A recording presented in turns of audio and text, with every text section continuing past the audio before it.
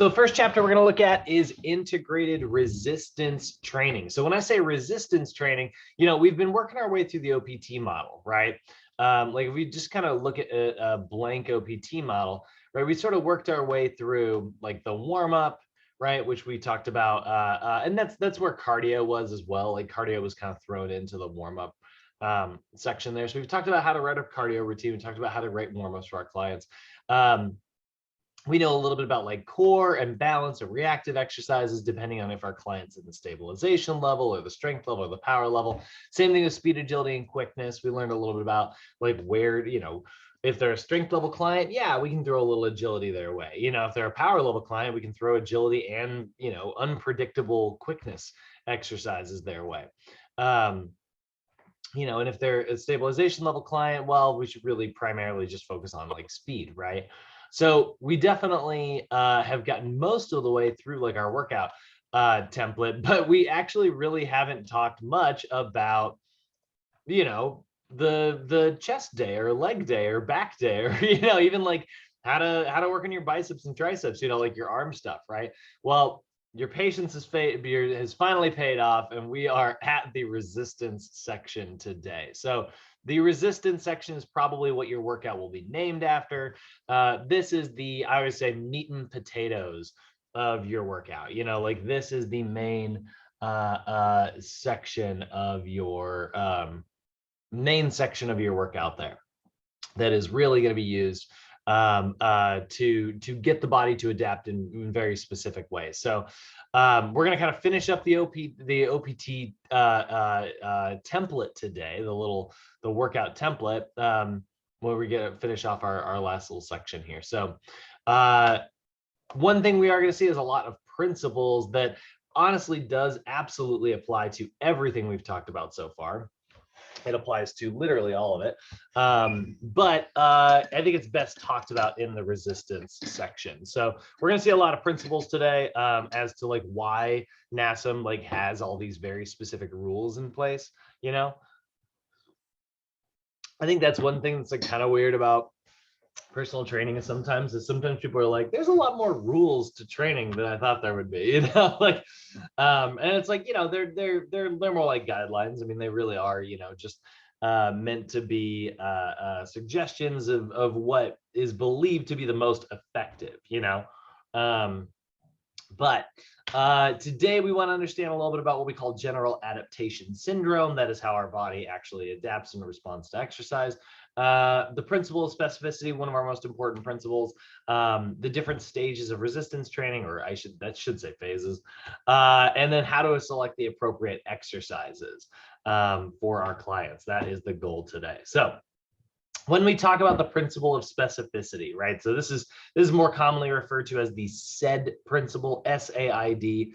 It stands for your body will, there are specific adaptations to the imposed demands. So your body will adapt to the demands that you give it. It won't adapt to anything that it doesn't, actually like experience. So for instance, like if you go, even just like looking at something that is not personal training related, if you go into the sun consistently, right, your skin's going to get damaged, and your body will go, all right, well, what I should do is probably like, produce like more melanin to become like a little bit more resistant to all of this like UV radiation, right? And so then like it does that to as sort of a protective mechanism.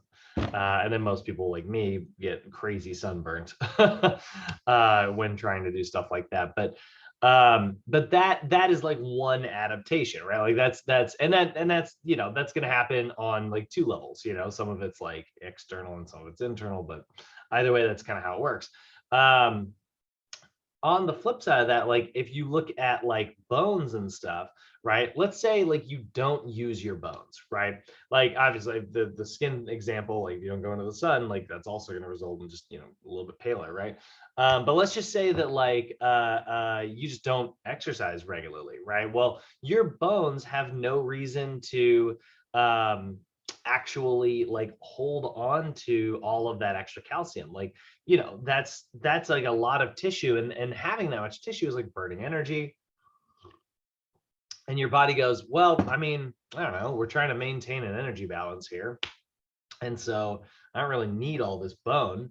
So let's get rid of it. And that's why like physical inactivity is linked to a decrease in bone density. We see people who have osteoporosis and you know, diseases like that, because like their body, you know, it's a literal example. And I know I say this every now and then, and it's always kind of funny to hear, but it is an actual real life example of like, if you don't use it, you lose it, you know? And I always think of the 40-year-old virgin whenever I like say that, but like it's true. Like that's, you know, if you don't use your muscles, you know, have no reason to like maintain their size. If you don't use like your bones, the same thing is true. So even your neurons, right? Like your neurons are just like, well, we, you know, we don't really need to stay ready to like do this. And so your balance and your coordination can even get worse. So when we're talking about resistance training, we're talking about the SAID principle. And like I said, this does apply to really everything. If that your body will adapt specifically to the demands that you place upon it. So the other thing we got to remember about that is that like you train, you get what you train for, you know, like if you're expecting to be like a really great marathoner and you're going and getting in the pool a couple times a week, like that doesn't have anything to do with marathon running. I think it's still very good for you and I encourage it in general, but it's not related to like your sport or your physical activity. If you are lifting really light weights and trying to get like big muscle, those two things don't really like have as much crossover as you would think.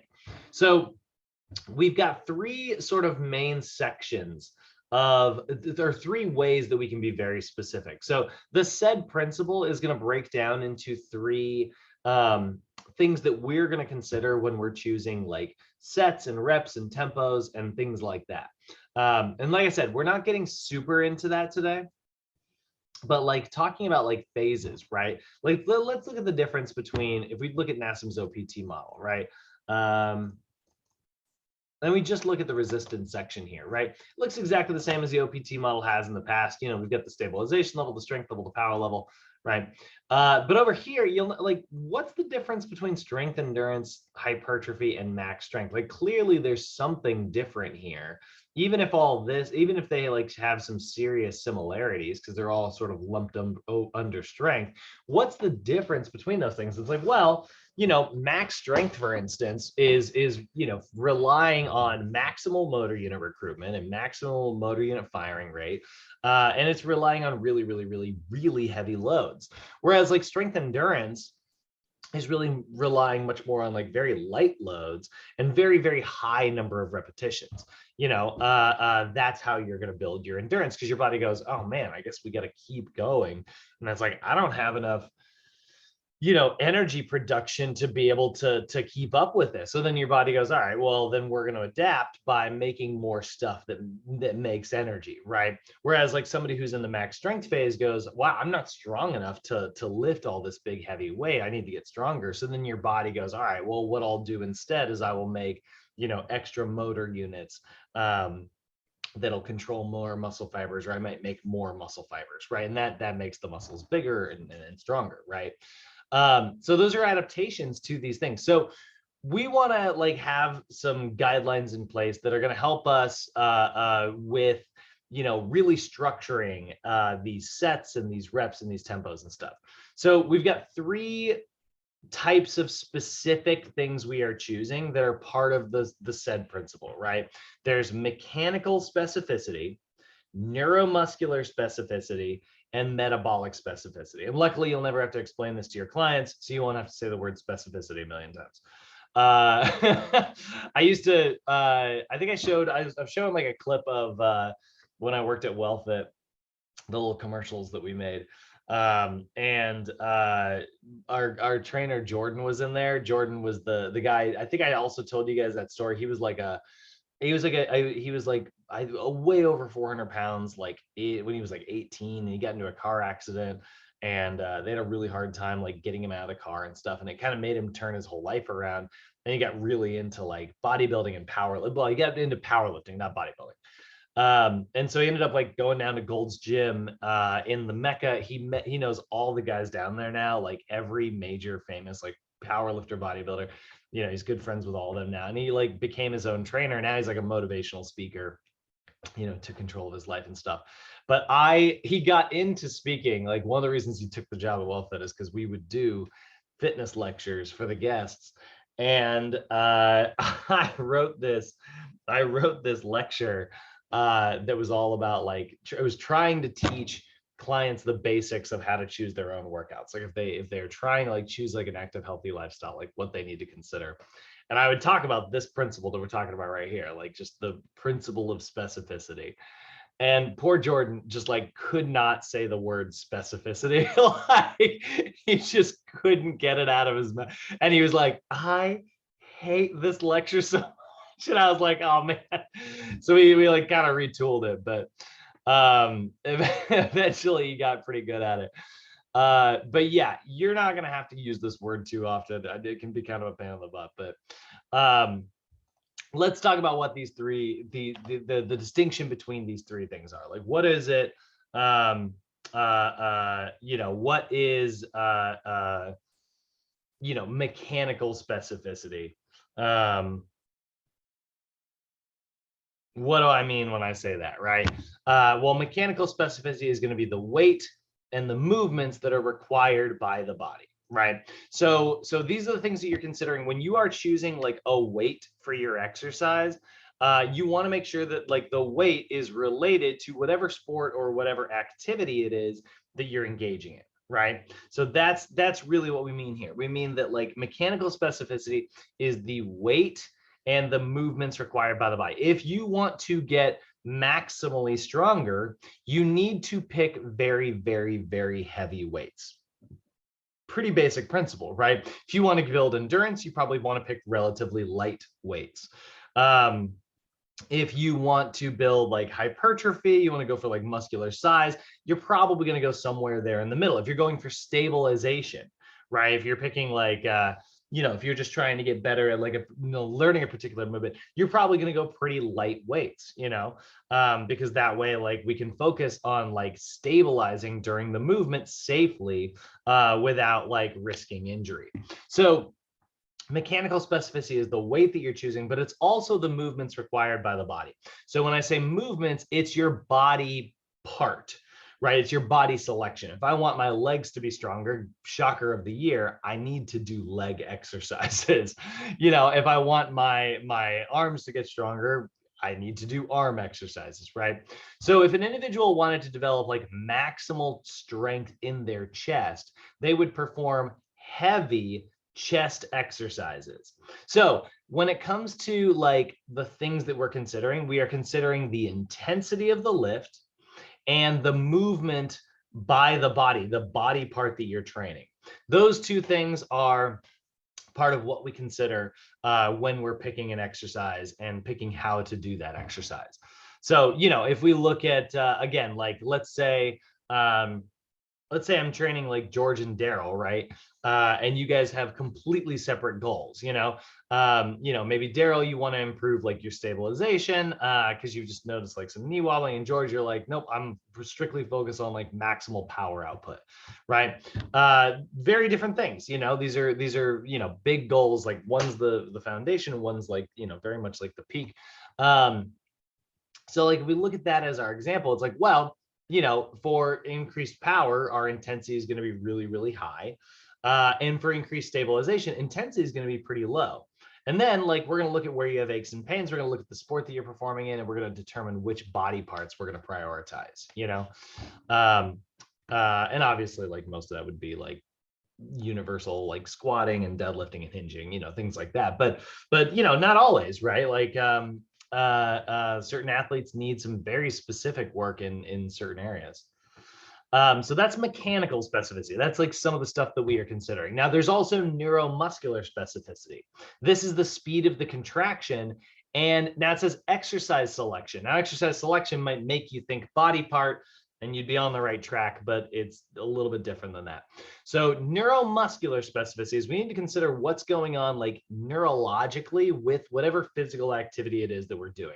So the things that affect this are the speed of the contraction, And then like, are we doing this in a stable environment? Are we doing it in an unstable environment? Are we doing it like in a body weight version that's explosive? Like, what is the type of movement that we're picking here, right? And so you guys remember we talked about like the idea of core stabilization exercises, right? They don't move the spine, but there's also core power exercises which do move the spine.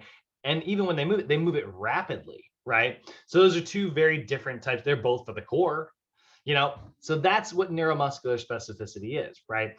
If it's the speed of the contraction and what level of it's like your exercise selection. Are you choosing like stable or unstable, right? So if an individual wanted to develop maximal strength in their chest, I'm going to use that example as we go. They should perform very explosive contractions, and they should be doing it in a stable environment, because it's not about being unstable and trying to explode. There's not a lot of situations where you're going to need to do that. When you're jumping, you're for maximal effort, you're usually planting your feet, tightening your core, and doing it with proper form.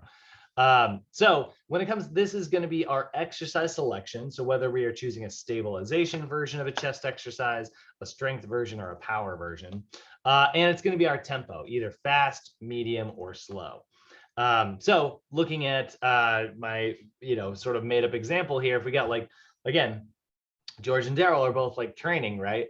And they have very different goals, right? Daryl's going for increased stability and George's going for power, right? Well, then I'm probably going to pick very stable exercises for George.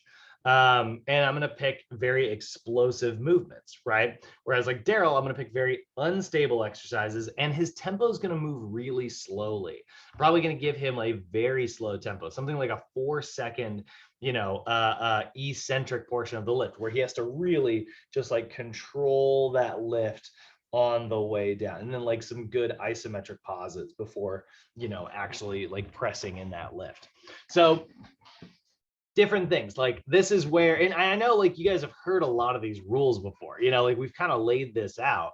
But if you've ever wondered where all these like, why NASM says like, well, you should do this type of core exercise. No, that climbs this type, you should do this type of core exercise. If you've ever wondered where all these rules came from, well, it's because these all pair together really well. The principle of specificity is all about making sure that like we're covering our bases, like we're considering what's going on mechanically, neurologically, and lastly, metabolically. So metabolic specificity is the energy demand of the exercise, right? So this is going to be probably this is probably the one that you're even most familiar with. If you think about like lifting, or if you think about like writing yourself a program, these are probably, you probably jump to the metabolic side of things pretty quick. And like, oh, I want to burn lots of calories, so I'm gonna do high repetitions, and or if it's like, if I want to burn, if I want to get strong, I'm gonna lift, low reps, right? So metabolic specificity is the energy demand. If an individual wants to develop maximal strength, they don't need to do a lot of repetitions. Lots of repetitions is not going to really help them all that much. They need to perform low repetitions, close to their maximum effort. And they probably, and the thing with that is, if you're only doing like 5 reps per set, well, you probably need to do a lot of sets, in order to like experience change. Because like, imagine like going to the gym and doing like 1 set of 1 rep. And it's like, yeah, I worked really hard. That was my maximal effort. That was as hard as I could do 1 rep. It's like, as great as that is, it's probably not going to have that big of a positive impact because you're only doing 1 rep, but if you did like 4 sets of 5 repetitions, that's a total of like 20 reps that you're kind of getting to practice on that day. So probably a low number of repetitions for a high number of sets. And if you're going for like maximal, strength or power, maximal rest periods. Whereas somebody trying to build more endurance, right, would go with a high number of repetitions. They probably don't need to do very many sets, so a low number of sets. And they would probably try to limit their rest as much as possible. So in terms of like what we have the time under tension. That's part of your metabolic specificity. Time under tension is a little formula of like sets times reps. So 3 sets of 12 is 36 reps under tension. 2 sets of 20 is 40 reps under tension. It's however many sets you're doing of whatever number of repetitions. And then your rest period, right? The time that you are taking to recuperate between sets. So again, if I had somebody trying to work on like maximal power, I'm going to give them lots of rest because I want them to work as hard as they can in their working sets. I'm going to keep the reps relatively low and explosive. Whereas like if I had somebody working on stabilization, I would probably focus more on, I don't need to do very many sets because they're getting so much time under tension during the lift, because I'm going to choose a high number of repetitions, somewhere between like 12 and 20 repetitions. And then like the rest period is going to be pretty limited. I'm probably going to try and get them like back onto that lift pretty quickly. So those are sort of the three components there. So now it's like, okay, well, let's break this down. What do we got? Like, I'll just open a little notepad here. I want this pen, by the way. Why is this not? There it is. Let's go ahead and just like see this here. Is it big enough?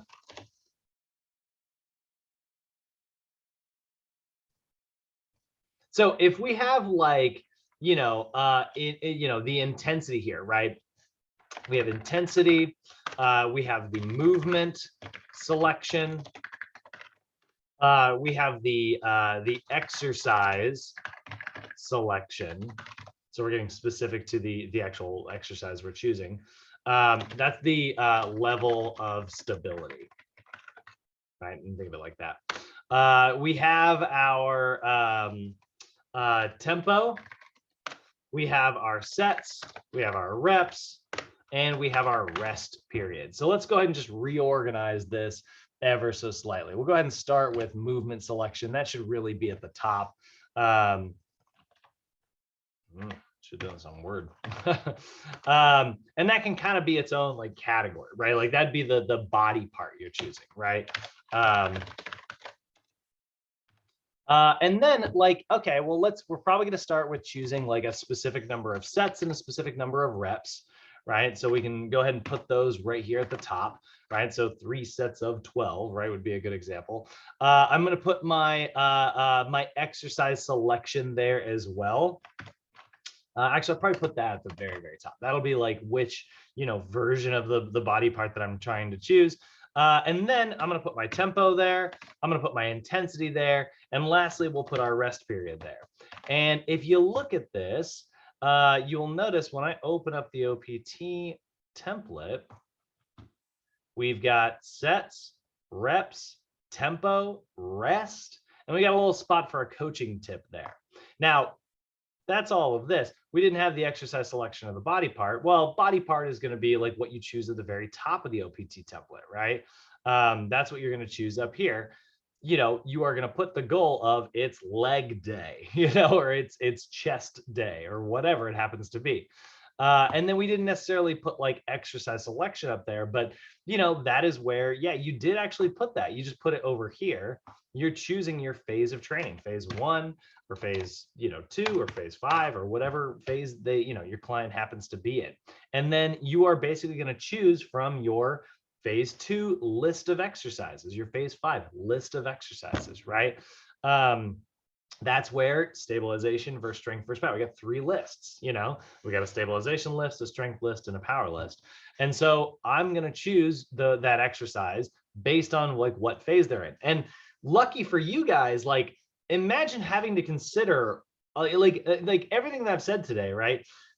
You would have to consider all of this every time you're writing a routine, you know, which is so much, right? Like if we just took this out, we just took the exercise selection stuff out, right?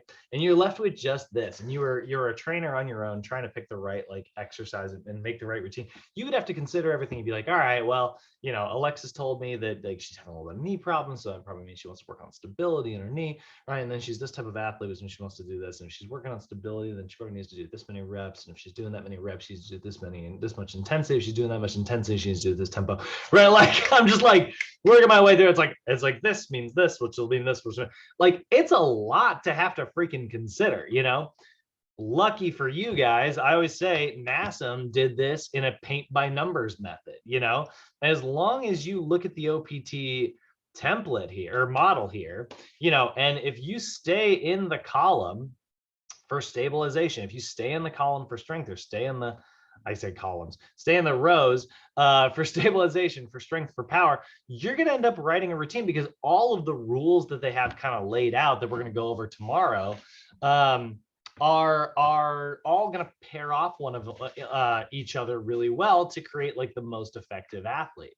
And this is where I know a lot of you guys have seen this already, but some of you guys, this is brand new. This is where what I like to affectionately refer to as the big ass chart, which is like every one of the rules we have listed here. And so like, if you just stay in this, if you just stay in the blue section here, which is the stabilization phase, right? For a client whose goal is to have good stabilization, this is, this is every rule you've got to follow. And I know it looks like a lot, but it all pairs together very well, which helps you memorize the whole thing as a chunk. If your client was trying to be a bodybuilder, cool, there we go. Hypertrophy, right? That's the muscle growth side. So we follow all these rules. And then this set right here, you can see that's the hypertrophy section. So we've got 5 sets of rules, and they all go together because they pair off one another, right? Let's take a look at just the idea of like strength endurance, for instance, right? You'll notice that like we've still got a goodly amount of like endurance going on here cardio wise, but before we were only doing zone 1. Now that's great for endurance. The intensity is really low. You can do it for a really long duration. But by getting up into zone 2, you're getting increased lactic acid production because you're working harder. And then you're recovering back in zone 1 on the go. Sounds like endurance to me, where I'm pushing my lactate threshold higher and higher and higher and improving my athletic ability. And I'm ensuring that like I'm not overdoing it. I'm recovering on the go rather than just like recovering with like full rest. I'm going to choose, core exercises that are strength based. So I start moving through a full range of motion. Balance, where I move through a full range of motion. Plyometric, where I get into a repeating tempo, full range of motion, right? And I do a relatively high number of repetitions here, like 8 to 12 is not, a small chunk. I mean, 8 to 10 is kind of low, but that's plyometrics. And then like look at the endurance, like look at the number of sets and reps. I end up doing 8 to 12 reps, and this is each actually, because one thing I'm going to teach you guys tomorrow is in strength endurance we do supersets, right?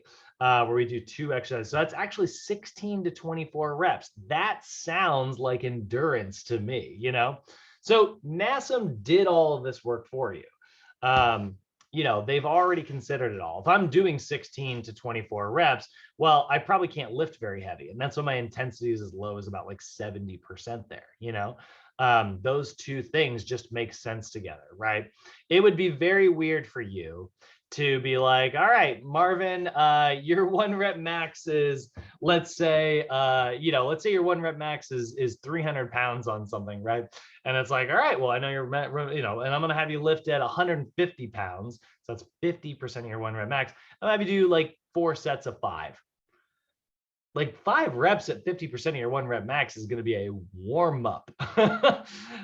So it doesn't make any sense for me to put those 2 things together, right? But 50% of your 1 rep max for like 20 reps is going to burn like the dickens, that's really good for endurance. Or I could do like 95% of your 1 rep max for like 4 to 5 reps, right? That's going to be really good for increasing max strength. So all of these rules kind of pair together, guys. And we are trying to be intentional and specific about how we are pairing these numbers together. Any questions on that? This is the why behind all the rules. But any questions, guys? My new folks in particular? What if a client asks to be trained in all those areas? Good question. Then I remind them that a jack of all trades is often a master of none. So we will actually, so tomorrow we're going to get into periodization. Like I said, it's one of my favorite things to talk about. If I go to NASM's annual plan here, they've got this little handout that we're going to use tomorrow. And this is sort of like what a year looks like, right? So you got a client who wants to get better at everything, right? Cool. Then their routine would probably look like this.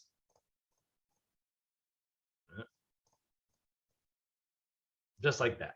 Oh, that's cardio at the bottom. Whoops. I was gonna say, I was like, I think I was counting 6 in my head. I was like, that doesn't seem right. Phase 1, 2, 3, 4, 5, 1, 2. So their routine would probably look something like that.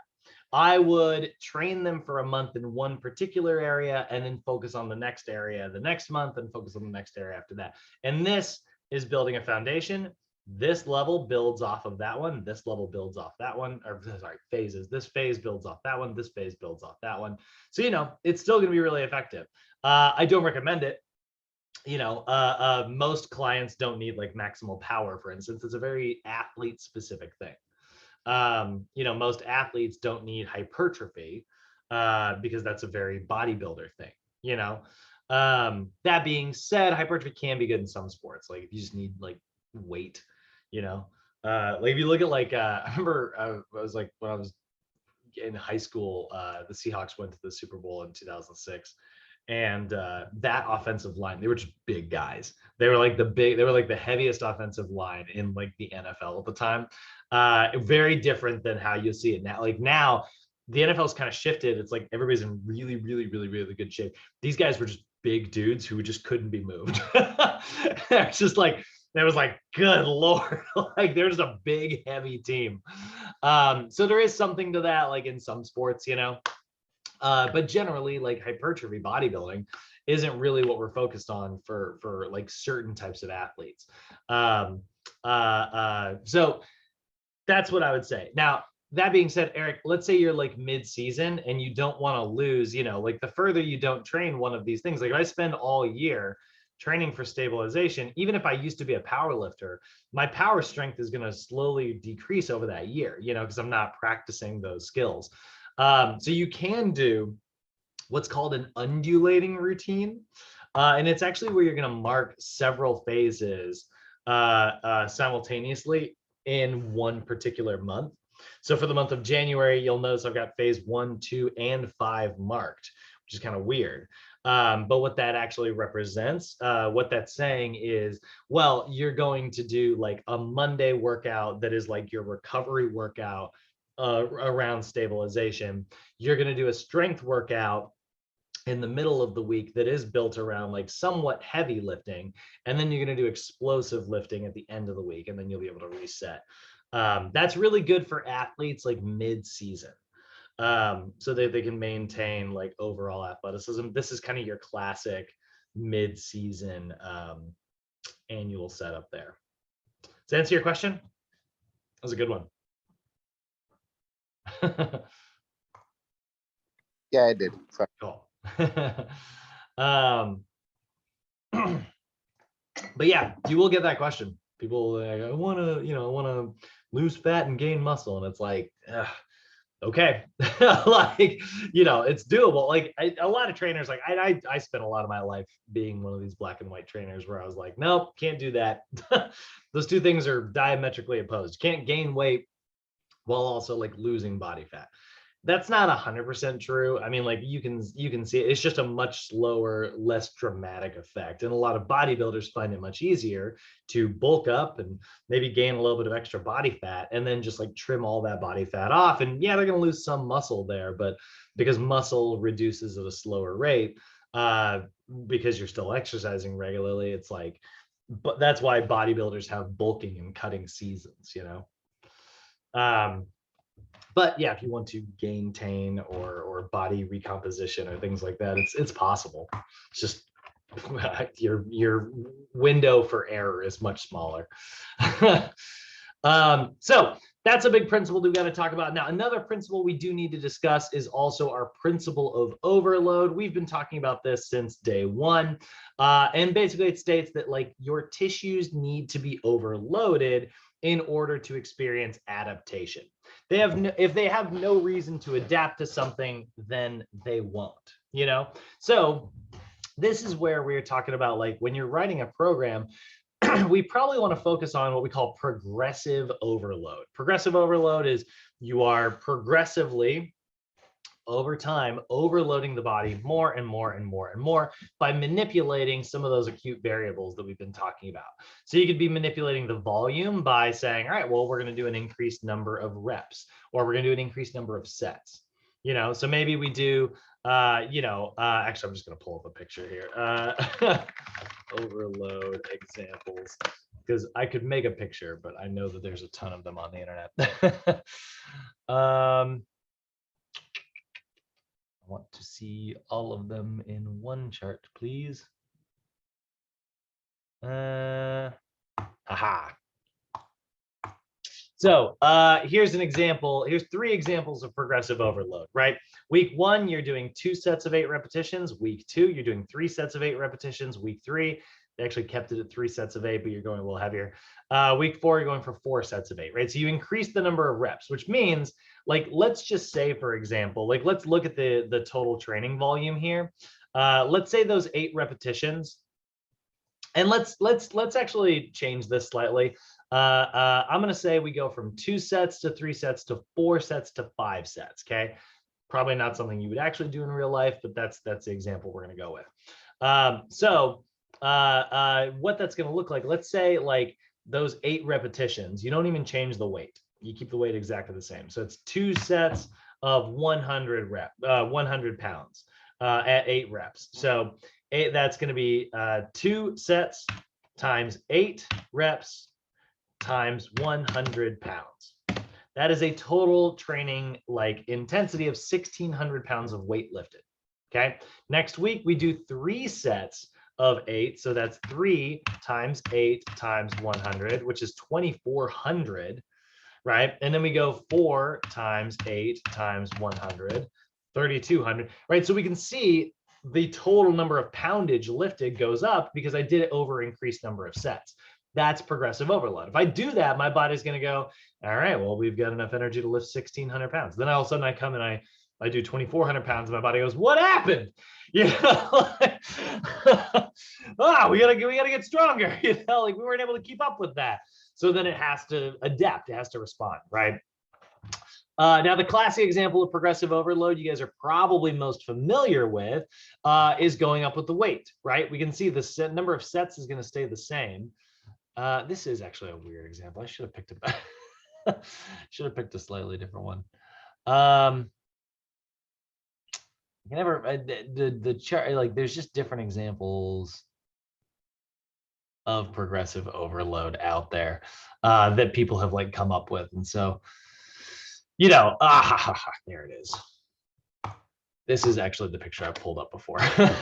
So you can see, like, you know, the other option is like, well, yeah, I could just make it heavier, right? I'm going to do 10 reps every time. I'm not changing the number of reps. I'm going to do 3 sets every time. I'm not going to change the number of sets, but I'm going to go from 185 pounds to 190 to 195 pounds, right? And again, I'm progressively overloading, right? The amount of total weight lifted goes up. If I'm going in this example here, right, 50 pounds for 10 reps, next time maybe I try to do 11 reps, and after that I try to do 12 reps. That's also progressive overload. So anything, guys, there's a lot of ways for you to overload stuff. There's also stuff that's not even listed as commonly on the internet, but, like, you know, if I try to teach Julio how to do a good, like, squat, and then I try to teach him how to do like a good squat while balancing on like an RX pad, that's going to make it even harder because it's now squishy.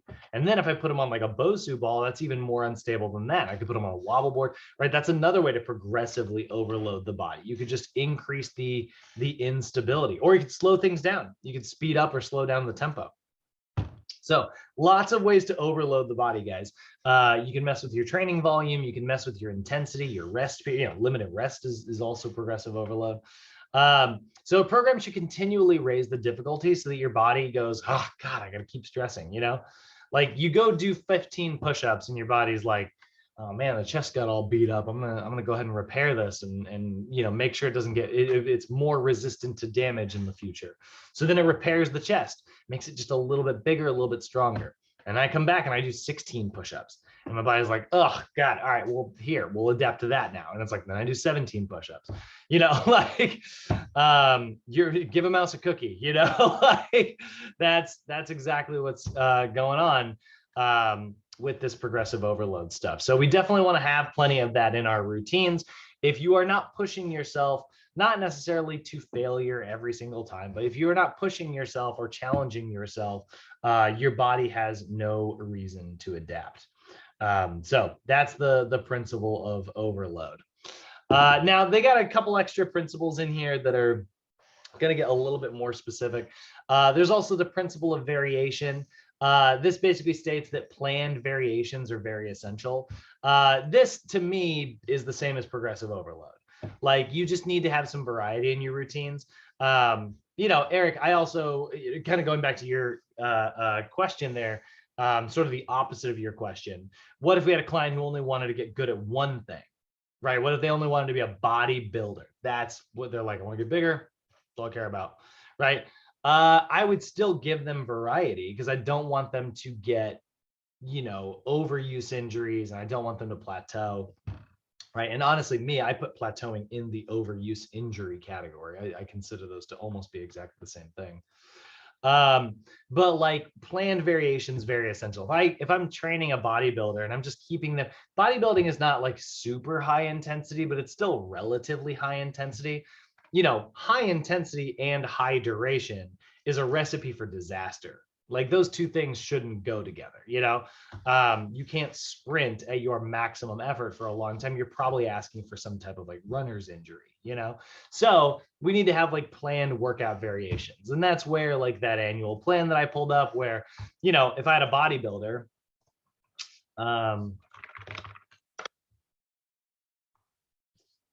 I would primarily want to train them for hypertrophy. Yeah, but I'm probably going to start them in stabilization. Now, here's the thing about stabilization. And those of you who have been with me for a while, you know that stabilization is like 12 to 20 repetitions. That's a pretty wide range. Hypertrophy is 6 to 12 repetitions. So they both kind of cross over right there at 12. So I can still train a bodybuilder in the stabilization phase and I can still work towards their goal. I'm probably going to do 3 sets, maybe 4 sets of 12 repetitions in an unstable environment stabilization versions. Then, yeah, let's get them into hypertrophy. Maybe we stay there for a couple months, and then maybe I do a little bit of like max strength training with them a little bit at the very end there, right? So there's a good 6-month cycle there. And then I reset. What have I done wrong here? Oh, I was like, I clearly counted my boxes wrong. So maybe my routine, my year looks like that. Do I ever train in power? No, I don't really. Power is not going to help me as a bodybuilder. Do I ever train for endurance? I for the record, if it were me, I probably actually would because it increasing your endurance actually helps with bodybuilding. But if I had clients like really stubborn, like, no, I just want to lift big, heavy weight, I will agree to lift light twice a year, like to keep my joints, ligaments, and tendons healthy. I will agree to that. But most of the year, I want to spend it on bodybuilding. Okay, cool. Maybe this is what our routine looks like, So this actually is fine. Now, 3 months in hypertrophy, I'm not going to keep them on the same routine for 3 months. That's not what I'm saying here. I can keep them in the same phase of training, but I can change other things up, right? Maybe we do bench press for 30 days, and then we do a chest press for 30 days. Slight variation. That's enough for my body to go, and have to readapt. That's the principle of variation. That little bit of variety is going to give you increased results. This is like what CrossFit built their entire business on. They're like the muscle confusion, is what they call it. I'm like, first off, muscles don't have brains, so like they can't get confused. Like, that is not how your muscles work. But I do get it. It's a very good way to, like, it's a marketing thing that you can say. And like one sentence is like, oh, I get that. Yeah, my body doesn't know what's happening, so it has to just keep adapting. It's a pretty good message, actually. Like, I'll make fun of it, but it's honestly, I think it's a smart way to describe it. It's an example of like how we describe things to each other in scientific terms, but we explain things to our clients in like simpler terms. And then there's the principle of individualization. This is another one that I think I don't even put this in your notes because they don't ever bring this one up. But basically, you need to consider your individual needs of your individual athletes. Obviously. I think that's the same as like the principle of specificity. If you're being specific, you're being individualized. If Eric tells me his goals and Amber tells me her goals and Alexis tells me her goals, like they're different goals. So I'm going to write programs for, you and you, not just writing one canned workout keeping it on a shelf and being like, oh, and just handing it out to everybody, because that's not taking into account the individual athlete.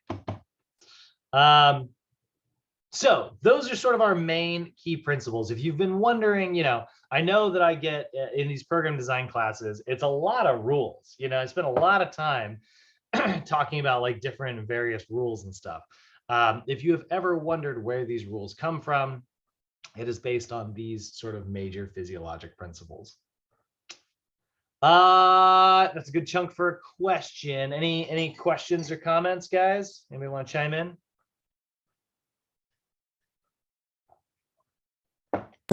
I do got a question. I don't know if it's off topic or not, but when you was talking about progressive overloading with your client, is it better to begin progressive overloads with like on machines instead of on free weights or instead of with bench or something? Oh, I missed it. Your thing cut at the key word on what other than free weights?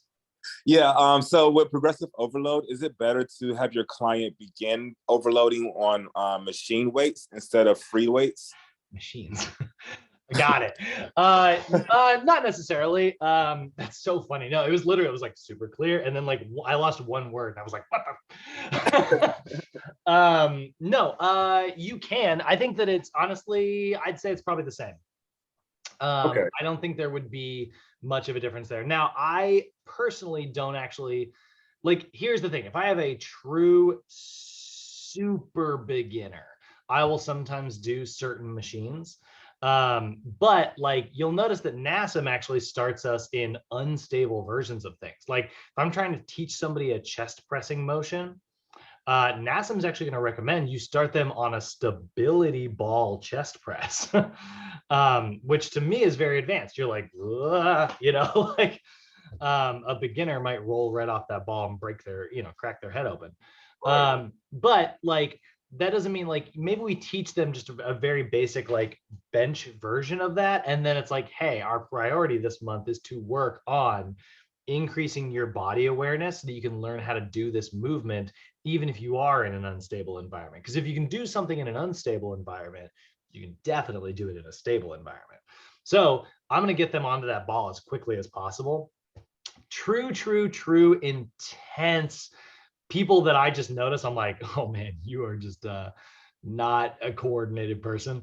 People like that, I will sometimes start on machines. But me generally, I almost always start people on stabilization versions of things. And then it always comes as like a really big relief when it's like, guess what? Now that you've mastered doing it on the ball, I'm going to let you do it on the bench. And they're like, you're making it easier. And it's like, no.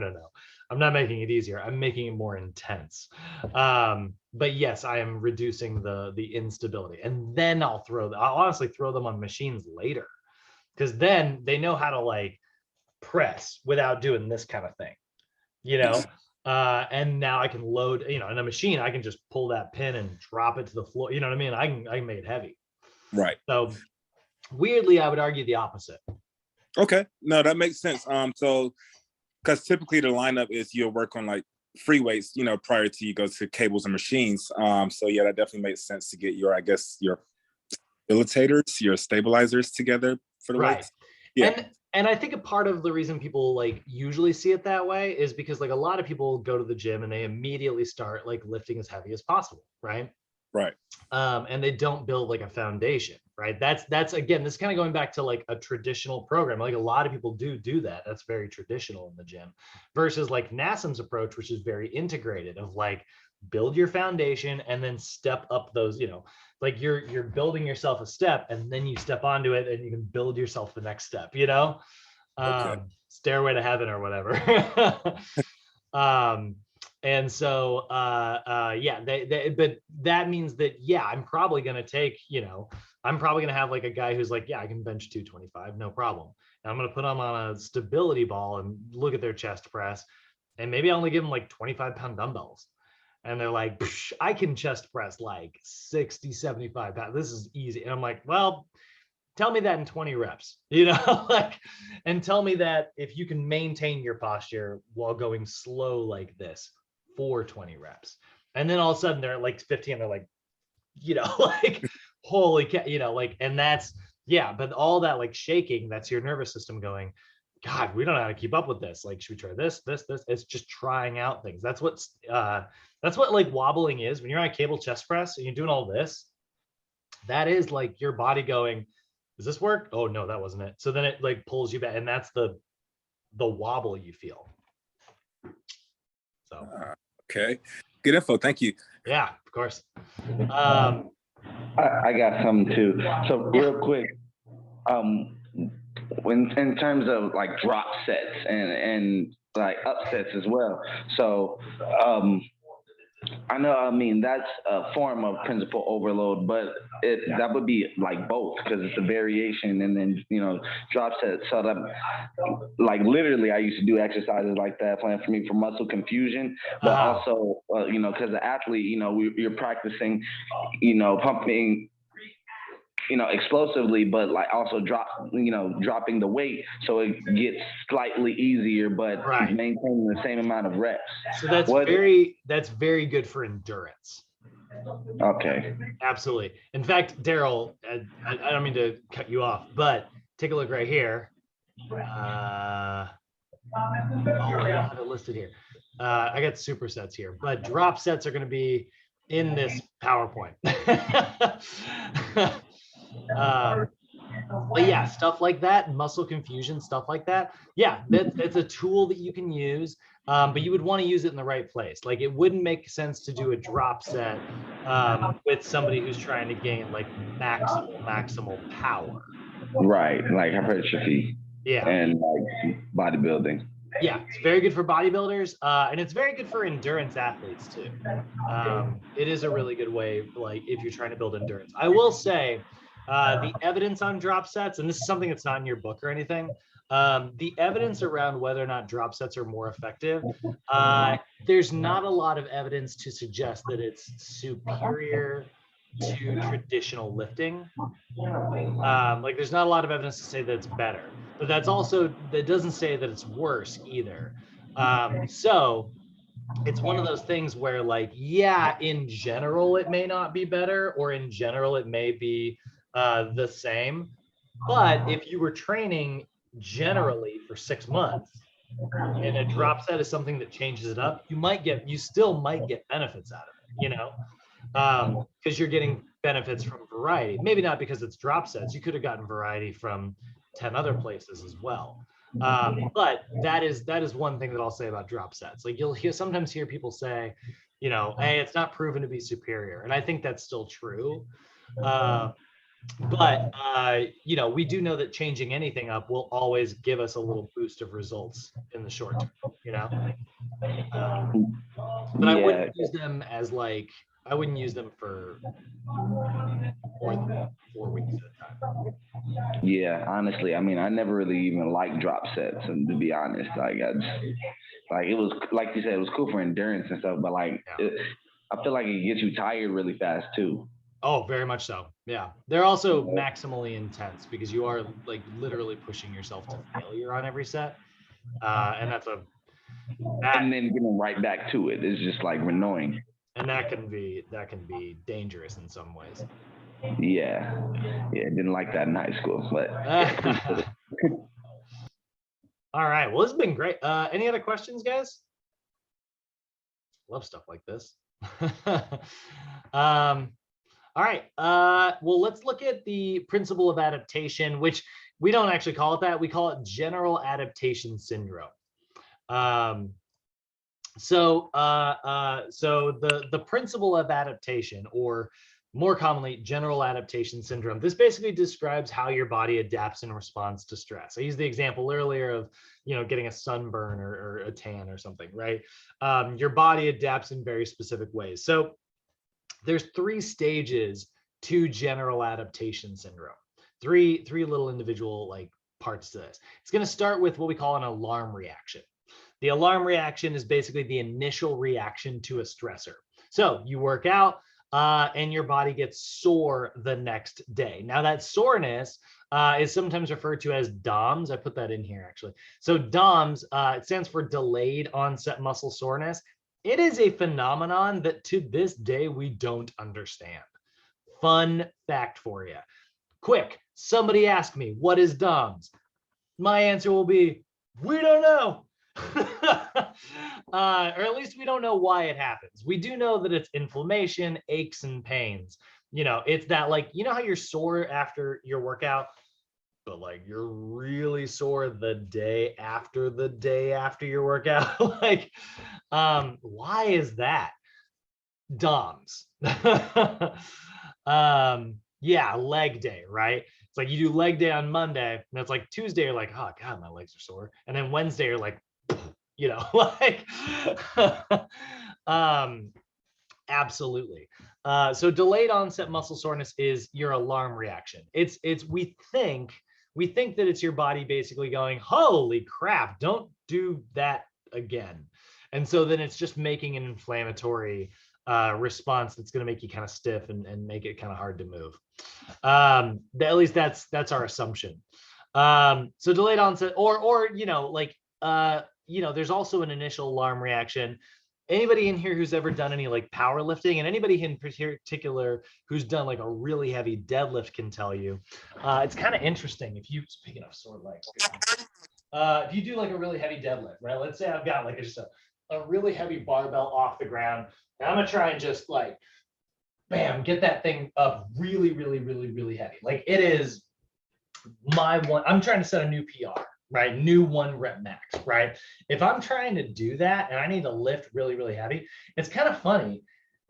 You guys have probably experienced this. When you get to like just that initial like lift, you'll feel like it's almost like your face gets flush, your entire me at the top of my head tingles, runs down my back, right? You get this like your whole body goes, whoa, everything on, you know, because it's like that was really intense. So it'll turn everything on. That maximal motor unit recruitment, that's all of your neurons just firing like crazy. That's an alarm reaction. Basically, it's like, you know, the prisoners escaped. Oh, when the alarms go off, you know, like, and so your body is experiencing this big alarm reaction. So we love a good alarm reaction because it triggers growth. You know, if your body is experiencing aches and pains from DOMS, it's probably going to go, cool, I guess I better get stronger so I don't get any aches or pains. If you're turning on all those motor units, you probably goes, oh God, I guess I need more motor units, right? So this alarm reaction very much triggers our muscle growth, right? And that's where stage 2 of general adaptation syndrome comes from. Generally, we adapt by next experiencing a resistance development. Our body will have an increased capacity to deal with whatever it was that stressed us out, whatever caused that major stress. Our body is now going to develop a little bit of a resistance to dealing with it. Your body might get stronger for lifting heavy. It might get in more endurance if you're doing a lot of drop sets. It might get bigger muscles if you're building up massive amounts of DOMS and lactic acid, right? Whatever it happens to be. And this is the sweet spot. This is where we want to go. It's like, great, now that I've like adapted, let's go back and give it a bigger alarm. You know, let's set a new alarm so that I get even bigger, right? Or even stronger, or even more bone dense, or more endurance, or you know, burn more calories, whatever, right? Like we reset. It's like we alarm and then we develop resistance. And so I set a new alarm and I develop new resistance, right? I ran a mile, now I run a mile and a half, now I run 2 miles, then 3, 4, until eventually I can run a marathon. At least that's the plan. Now, the third part of general adaptation syndrome that we want to avoid like the plague is, I don't need to say that anymore. We should avoid it like COVID. Is the exhaustion phase, right? Exhaustion is prolonged, intolerable stress. Prolonged high levels of stress will often cause either staleness, where your body will stop adapting, or injury. It will stop adapting to get you to stop doing it, or you will get injured simply because it can't keep up. So plateauing in the gym, or if you're plateauing in weight loss, muscle strains, muscle pulls, muscle tears, aches, pains, things like that, that is due to prolonged intolerable stress. And don't think for a second that this is only gym related. Think about somebody who sits in an office chair, you know, 10 hours a day, right? They're still going to experience like general adaptation syndrome. Their body's going to initially be like, well, I guess we just sit all day, and it's going to respond and develop a resistance to that. It's going to loosen up the glutes, tighten up the hip flexors to get better at sitting. And if you do that long enough, your body will actually experience some type of injury because it's eventually going to break down because it's not really designed to move that way, or at least it's not designed to only move that way, I should say. So that's, usually we're talking about the gym when we talk about general adaptation syndrome, but I've literally gotten into arguments with people about this where I'm like, no, this applies to anything in life. Just think about like every, things toys that you had when you were a kid. Do you guys ever see I saw this meme, I've seen this meme kind of pop up a million times, but it's like kid's toy never been opened versus new. It's this lady had this like amazing post. So was it stuff? She like found, yeah. Is it this one? She like found her stuffed animal from when she was a kid, like up in the attic or whatever, and it was the one she had played with every day, but her mom had bought two and then like forgot about the other one. So it was like untouched for years. And it was like what it looked like versus the one that she actually played with. And it was horrifying, like it's like this bear was just super beat up because, that's what kids do, right? We play with it every day. It's like it's slowly like worn down over time. There it is. This is the one I was thinking of. Yeah.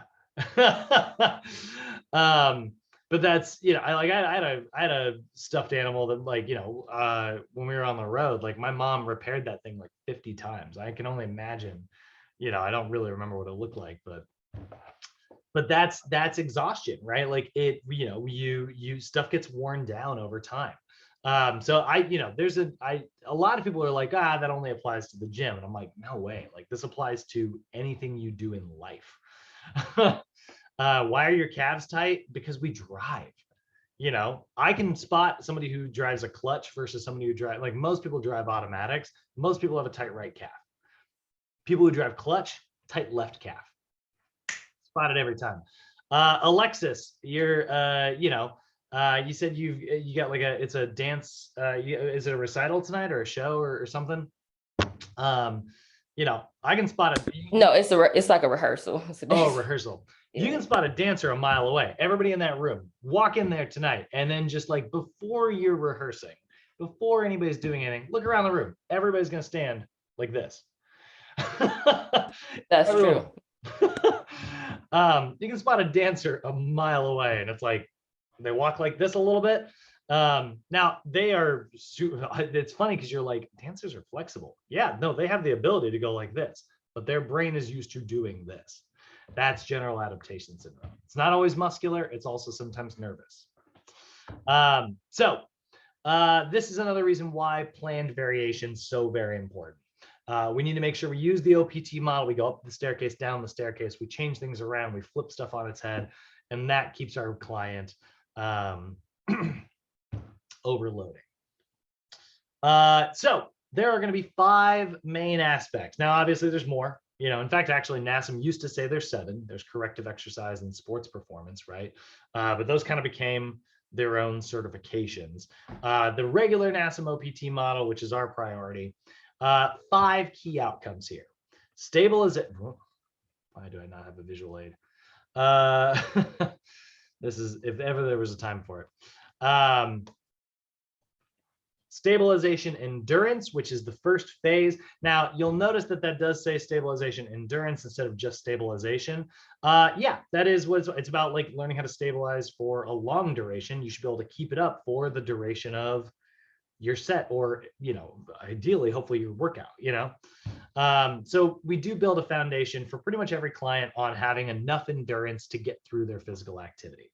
Imagine if you train somebody who could jump higher than any NBA player out there, right? And it's like, wow, this person's better at dunking a basketball than any NBA player out there. You're gonna instantly put them on a team? No way. Like there are so Hell no. Yeah, right. Hell no. This is, honestly, that's like where you hear people like again, I am no basketball expert, but like I do know principles in general. Like it's like where you hear people say like, oh, if you put the best street baller in the world against like, they'd probably make it in the NBA because they've got to be better than the worst NBA player, right? No, not at all. They'd be dogs. Yeah. Have you seen Daryl? And actually, anybody, you guys should look this up. If you guys watch the Scallenge, has anybody seen that? Oh no, but you should go watch Hot Sauce. The #1 and 1 player for like a long time. Go watch how the NBA players were talking about him. They were calling him soy sauce after that or something like that. You're talking about he's hot sauce. No. Yeah. I'll look that up. You look up the Scallenge. You'll love it. It's Brian Scalabrine, who was statistically the worst player in the NBA when he was in the league. He was a Boston Celtic, and he was statistically worse than he was the bottom of every ranking, right? Which that's a bummer, but like still a professional NBA player. So people started challenging him. They were like, "Oh man, if you're the worst, I'm better than the worst NBA player." And he was like, "You're super not." And they were like, "Oh no." It's like, I was a Division I so-and-so. And like, so all these like college, all these street ball guys, all of these like semi-pro, like trying to go pro guys, like challenge him. He's been out of the league like 5 years at this point. And I think he gives up. I think he played one-on-one basketball with these guys. And I think he went through like 14 games and he gave up 11 points over the day. like that's what a professional level is, like I talk about like playing lots of ultimate frisbee. I've played with pros here and I've met some of the pros. I've gone to their tryouts and I got my butt kicked and I played twice a week for the last 10 years. Like it's just, professional is a very different level. Yeah, no. White Mamba, man, if his body could keep up with his brain, man, Brian Scalabrine would have been Kobe. Oh man, that would be amazing. Actually, this also kind of going back to Eric, your question from earlier, right? Like that's what happens when you're not dedicated to one thing. And you try to get good at everything, you end up leveling out. So progressive outcomes. We've got 5 key progressive outcomes. Stabilization, endurance. We always build a foundation of endurance, and Marvin, this kind of goes back to your question a little bit, right? We want to build that proper stability as our foundation. And we also want to have enough endurance to get all the way through like a full workout. Because even if you are the most explosive person, if you can't play a full game, you're not of much use to us, right? So that's our stabilization endurance outcome. We've also got strength endurance. Strength endurance is going to be like where, okay, now we are increasing the load, but we are increasing it in such a way that we're still focused on like having a goodly amount of endurance here. It's not pure full strength just yet. We got hypertrophy, which is like definitely more strength. Things get a little bit heavier as we go up the OPT model, and sets start to climb up as reps start to drop down. And that's all about like maximal muscular growth. In fact, your book actually calls this muscular development now instead of hypertrophy, because I think people couldn't say hypertrophy. But yeah, muscle growth. We're literally just whatever makes your muscles bigger. Maximal strength, that's literally the purest form of just force production increase. And then power, which is rate of force production increase. So these two are very tied together. These two are very similar to one another. Power is all about generating enough, the maximal amount of force in the shortest amount of time. So our levels of adaptation are here. And then there are some specifics because there is a lot to strength. There's a lot to it. So there's just that we have 3 versions of it. But there's stabilization, which are any adaptation that focuses on support and posture. We've got strength, which could be like strength in a very enduring way. So adaptations focused on high levels of force production over an extended period of time. Hypertrophy is adaptations focused on muscular development, so increased skeletal muscle fibers. adaptations focused on maximal muscular tension, and then maximal muscular tension in the shortest amount of time possible. So these two are very similar, even though they are in different levels. So now this is kind of a tone shift here. And I think it's just, there's really like, so that's all of our principles. Now we kind of understand like why there's going to be so many rules tomorrow. By the way, tomorrow we are going into big ass chart day. And we're going to look at a lot of different numbers. And I don't expect you guys to have those numbers memorized by the end of this class, but you know, Julio, you've been with me for a while, right? Hopefully it's starting to become a little repetitive and a little routine, right? You know, George, you and Marvin, you guys have been with me, right? You're getting more and more familiar every time we get our reps in, or our sets in, I should say, with these numbers and stuff. So, but what about like, you know, Daryl, you brought up like drop sets. What about like doing a pyramid, right? Well, there's a lot of different resistance training systems out there. I like all of them. I don't think that there's a single system that I don't like, but they do need to be paired properly. I'm going to use an analogy because I always do. But think about like creatine, right? Creatine is a really great supplement that helps in, remember, 5 to 10 seconds worth of energy production. Is creatine going to help a marathoner? Not really. 26 miles, 5 to 10 seconds of that 26 miles, like, yeah, it's not really going to adapt very well. But is creatine going to help like somebody who's trying to train for like explosiveness, like a power lifter? Absolutely. Totally. Yeah. So you want to use the right thing. Does that mean that like if I was mainly a marathon runner, would I start giving the advice that like, creatine's dumb, you don't need it? That's not how nutritional or fitness advice works, right? It's like, no, it's used specifically for a purpose. And yeah, it's not good for not that purpose, you know? I'm not very good at hammering in nails with my screwdriver. Doesn't mean that either of those things are bad tools. So we got a couple different systems here, and they're going to work well in different areas. So the single set system is literally the most simple version of working out. It's one set of repetitions per exercise. Single set systems are usually reserved for clients in the stabilization level who are brand baby spanking new to exercise. So usually this is something you do in like an orientation, build a very simple routine. Again, we kind of go back to that person that will sometimes train that's like super uncoordinated. I've literally done routines that are, I call them like samplers. And it's literally where it's like, all right, so we're going to do one set. And so like, I'll give them homework and I'm like, your homework is to do this exercise for 12 to 20 repetitions. I want you to try to get to 20 every single time. But if you can get to 20, then it's too light and you need to make it heavier. And then I want you to take 60 seconds of rest and you're going to move to that machine. 60 seconds of rest, you're going to move to that machine. 60, and I just literally, and they work their way through the gym. That is the most basic. That's probably what a lot of people do actually naturally. And that is something I've done with a few times over the years with clients who are just like, I've never worked out before. I've seen movies with gyms in them. First time I ever walked into a gym, I don't know what I'm doing. And I was like, great, let's teach you a little bit of everything slowly without exposing you to too much of it. Works pretty well, plateaus really quickly. Not super awesome overall. So we need more stress than that. That's where a multi-set system comes in.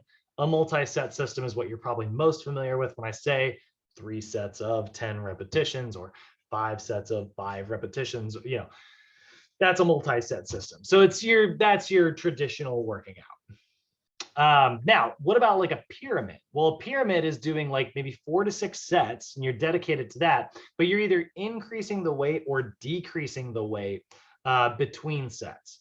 And so that's going to increase or decrease the number of repetitions. So there's the classic pyramid, which is this version here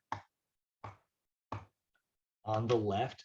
So you would do, in this example, it's 3 sets, but you do 3 sets of 12 to 15, add another plate onto the bar, then do another set of 8 to 12 repetitions, add another plate on the bar, and do a rep of 6 to 8. Or there's reverse pyramids, which is a little bit like drop sets in a way, although you want to take rest. And so you would start 6 to 8, pull some plates off, 8 to 12, pull some plates off, 12 to 15.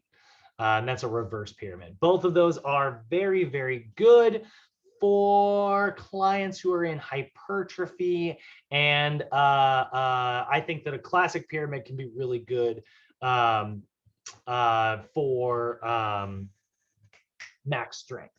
So I would use these primarily in phases like 3 and 4 if I was going to use pyramiding.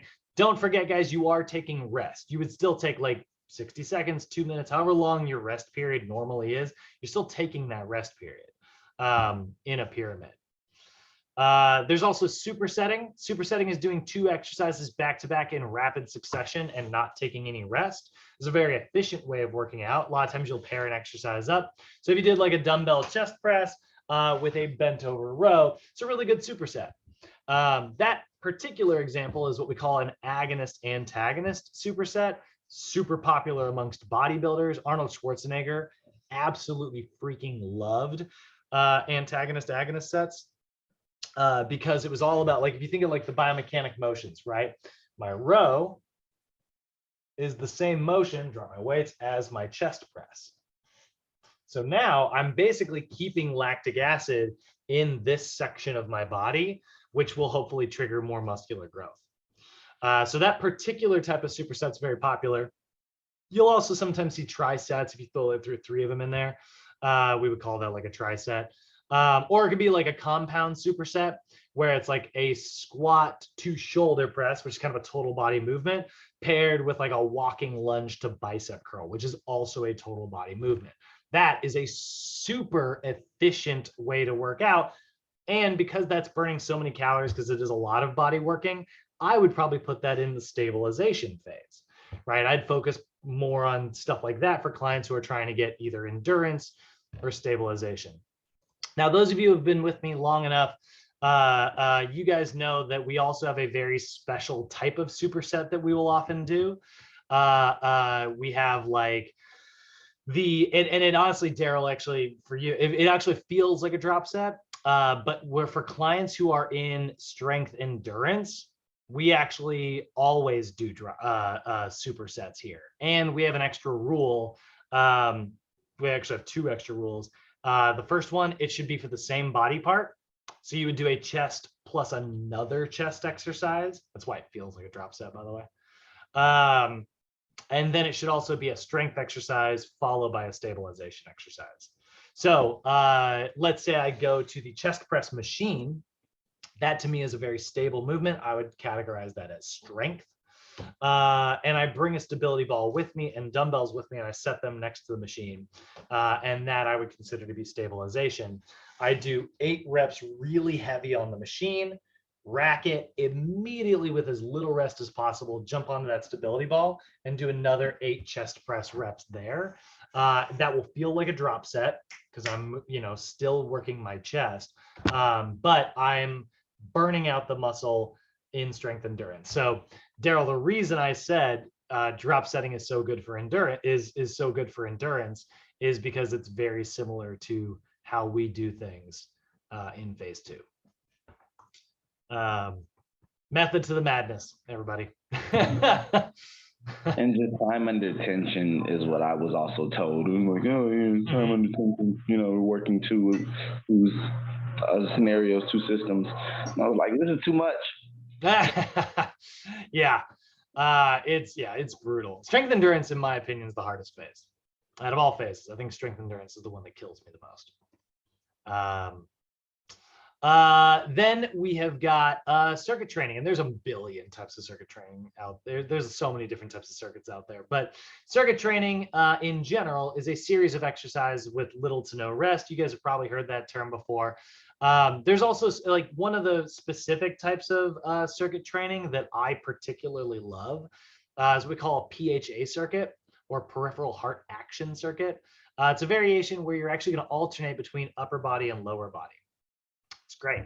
So for instance, like, you know, bicep curls paired with body weight squats, paired with an upright row, paired with lunges, paired with like a cable row, followed by like an X band lateral walk. So I'm going up, down, up, down, up, down. And what that does is your body, I always picture mine as being very frustrated with me, but like your body's basically like, we need blood to the legs. Oh, you son of a, we need blood back up to the upper body. Oh God, we need it back to the legs. You know, like, so you're literally just sending blood up and down and up and down and up and down. And so it's a very good way to basically get reps in for your blood vessels. If you get a client with hypertension, that is the one way you should train them. I will say it is very difficult though, so you probably won't start with that. You probably build a foundation of traditional stabilization first. Once they can handle that, then PHA circuits are going to fix their high blood pressure like that. I've seen PHA systems work miracles. Love a good PHA circuit. Now we've also got split routines. Now this is actually where we're getting out of the individual workout and getting more into the specifics of like an overall schedule. So a split routine system is training different body parts on different days. There are a million different training splits out there. Training splits. Oh, actually, there we go. Those are the best ifs thing. I hate that. There we go. So here's different 6-day split examples, right? Push, pull, legs, push, pull, legs. That's one way to do it. Push, pull, push, pull, push, pull, push, pull. So that's the second version. This is actually what I said with like Arnold. He loved this. But yeah, when I say push, that means like you're doing a little bit of legs and a little bit of upper body. And then you're basically doing anterior. This is what push and pull actually translates to is anterior chain. So front of the body stuff, posterior chain, back of the body stuff. Push, pull, leg, stabilization. That's kind of nice. Upper, lower. It's kind of an interesting one. Chest and tries, back and bis, legs, shoulders, upper, lower. I don't know if I like that one, but I like these first two. But that's a 6-day split. That's obviously very complicated. There's also a 3-day split, chest, back, legs. You know, when I say chest, back, legs, obviously I mean chest and shoulders and triceps, you know. There's also just doing total body every single day. You know, nothing wrong with doing that actually. A lot of people might be thinking, well, wait a minute, doesn't that not give you enough time to recover? I thought you need to recover before you can adapt again. Well, if your intensity is very low, you're going to recover pretty quickly. So low intensity works really well on a total body routine. High intensity, maybe not so much, because then, yeah, you are going to need that extended recovery. And if you're hitting those muscles again the next day, you're asking for trouble.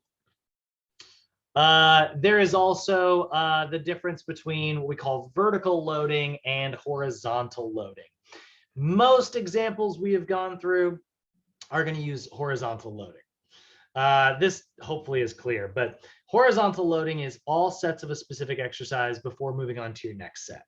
So let's say you're doing 3 sets of 12. You got a chest exercise, you got a back exercise, you got a leg exercise in the routine you're doing. So you would do set 1 of your chest, set 2 of your chest. You'd go to the bench press, set 1, set 2, set 3. Go to the row, set 1, set 2, set 3. Go to the squat, step 1, set 2, set 3. That's horizontal loading. You're working your way across sets horizontally. But there is also vertical loading. And vertical loading is actually doing the set 1 for all of the exercises and then going into set 2 for all of the exercises. So you would do the bench, go over to the row, go over to the squat, bench, row, squat, bench, row, squat, and that's your workout. Vertical loading is very similar to circuit training, but vertical loading has one other rule, which is also you're going to work your way down the body. So you start up high and work your way down low. So let's say I was doing like a total body routine. I got to pick 7 movements here, right? Total body, chest, back, shoulders, biceps, triceps, legs. I would start with total body because that's kind of everything. Then I would go shoulders first, chest, back, biceps, triceps, and I would finish off with legs because it would be the end there. And then I would go back to the top and do the whole thing again. I can still take 60 seconds of rest in between every set. But like by doing that, I'm taking a ton, 60 seconds of rest times 7, movements. I'm getting plenty of recovery. Vertical loading can be really good for power lifters.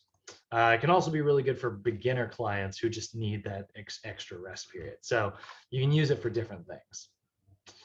At the end here, they just got kind of a summarizing like what these movements are. So we do have our examples, right, of the OPT model, right? We've got the stabilization. Whoop, that's the wrong one. We got the stabilization level exercises. By now, you guys are probably already familiar with it, even if I haven't taught it to you directly yet. But resistance stabilization exercises. So the word resistance is just going to be a placeholder, and it's a placeholder for the body part that we're choosing. Total body stabilization, chest stabilization, back stabilization, leg, biceps, triceps, shoulders. I forgot shoulders, right? There's our 7 types of resistance exercises. Stabilization versions are ones that are performed in a very slow, very unstable environment. So if we open our book here and we go, this is actually very far down here. You'll notice that your book has a ton of examples. Here's our stabilization. It's going to start with, there's a total body. That's a single leg squat to cable row.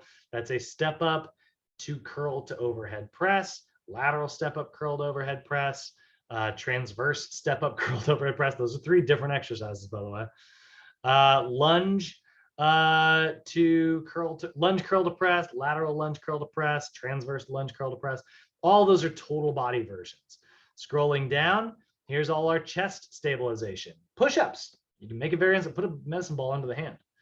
TRX push-ups, TRX power push-ups, TRX power push-up with a twist, cable chest press. So it's a stabilization chest exercise. So your book's going to go through and it's going to give you all the stabilization exercises first.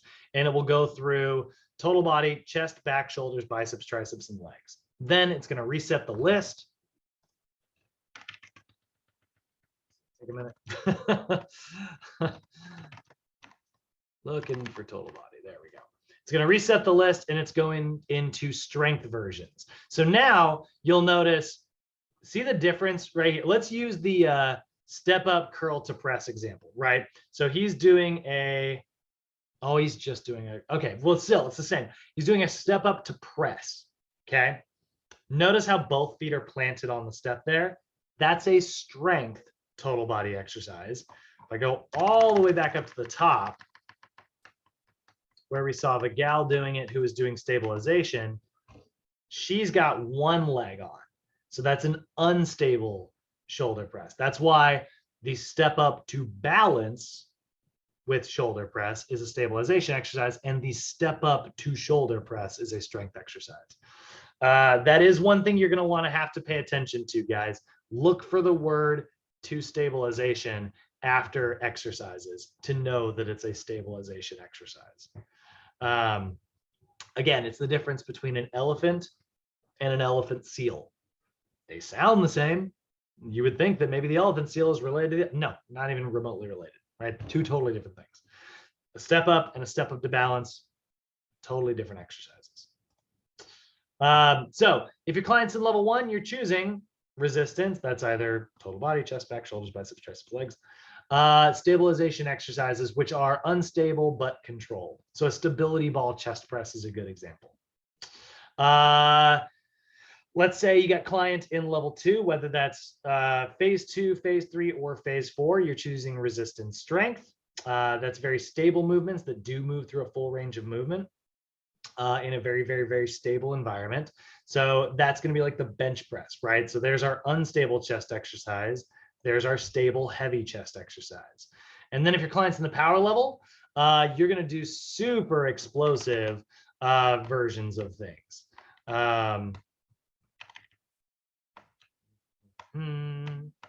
So You can see here, he's doing a kettlebell clean and jerk, right? Or a dumbbell push press. It's a split push, or split jerk, if you want to call it that. Rotation medicine ball chest pass, medicine ball slam, right? Squat jumps. So medicine ball chest pass is a resistance power chest exercise, focuses on maximal rate of force production. And that is probably the biggest chapter in the book. Probably the most important chapter in the book. But hopefully you guys have seen kind of how the patterns are working and how it all kind of comes together there. Any questions on that exercise selection stuff? Any about like how to like the guide to how to put? Obviously, I know I say it every day this week, but like I know I haven't done sets and reps, so this is only telling you how to pick exercises. We will do sets and reps tomorrow. So, but any questions on the exercise choices, anything like that? Questions, comments? When someone's trying to focus on like specifically endurance and working on their core and specifically their arms, you can contribute. Is it true that you can contribute, or you could start them off in like zone 2 if they've been working out on their own, or do you still want to bring them back to like the beginning and then just work their way up? Oh, that's a really great question. I'm going to give you an extreme example. Let's say I was in charge of training LeBron James, right? Like I'm just like sitting here, we're in the middle of class, doorbell goes off, dogs start barking. I go downstairs, LeBron James, like, I hear a trainer lives here. I want you to train me, right? Now he's in great shape, you know, even at his age. I mean, especially at his age, like he's in really terrific shape. Would I start him in stabilization? Absolutely, because stabilization doesn't mean easy. Like, you know, if I can do 100 push-ups, I probably can't do 100 push-ups with one hand on a medicine ball. And I certainly can't do it with one hand on a medicine ball and my other leg lifted up off the ground, right? So I'm going to make things harder. I actually used to, when I worked at LA Fitness, there was an ex-Globetrotter. His name was Worley. If you guys, if anybody's like a Globetrotter, know it all. Oh, wow. This guy Worley used to come into the gym, and he would get 4 medicine balls, and he would put one hand on each and then one foot on each, and he would do push-ups, and it was his warm-up. He'd like get in there and he would do a couple sets of that in the beginning, and then he would take like an 8-pound medicine ball and spin it on his finger like a basket, which is so heavy. Like, and it was so cool. I loved every time that guy showed up. I was like, yeah. So like, I'd be like training my clients. I'd be like so distracted.